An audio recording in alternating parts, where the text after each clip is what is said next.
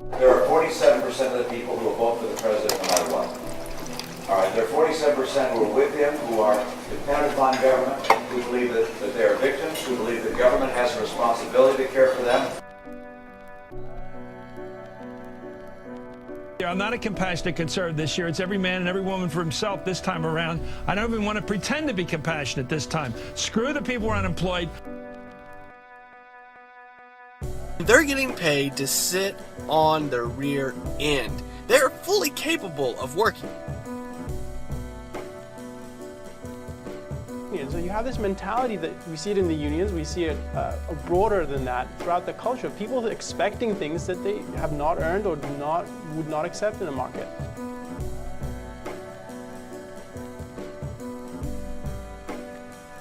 In Western cultures, it is all too easy to finger point and rail on the unemployed. Due to us living within the confines of a work to earn, to pay, to live system, we find ourselves in a position of needing some form of employment. This sets us up into an environment of structural violence and desperate competition against each other in class warfare, which is a race to the bottom to see who can accumulate the most before we die. So long as we operate under this antiquated and outmoded system, we will have a certain level of unemployment that is only likely to grow as our population expands. Currently, there are nowhere near enough full-time employment opportunities. Part-time jobs not only result in underemployment, but still leave people dependent on the social welfare system. With offshoring of manufacturing to developing nations, which in a competitive market system only makes sense to do, employment opportunities will only continue to diminish. There is also cybernation and machine automation to consider that are slowly but steadily eroding away the job market. We also need to consider the levels of environment degradation that go hand in hand with the production-consumption pandemic that has afflicted Western cultures since the 1940s and is rapidly expanding to the East.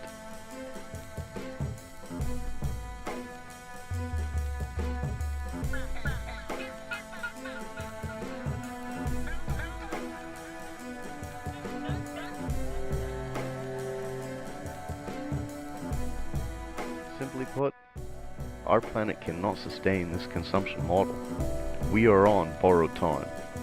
Currently, we extract enough resources to build 112 Empire State Buildings every day, which is consuming 1.5 times the resource use our planet can sustain.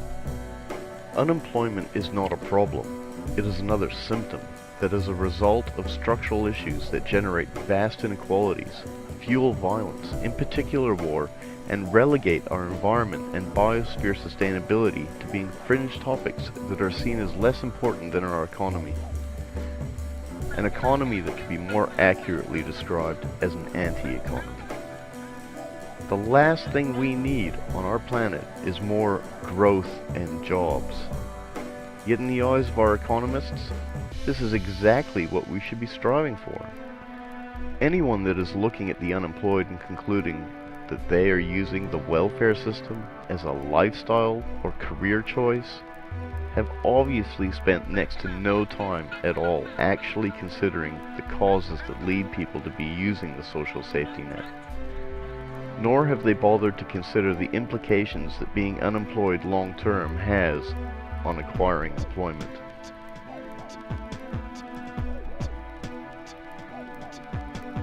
A report from the National Employment Law Project, Scarring Effects, Demographics of the Long-Term Unemployed and the Danger of Ignoring the Jobs Deficit, points out that individuals that have been unemployed the longest are the least likely to find work.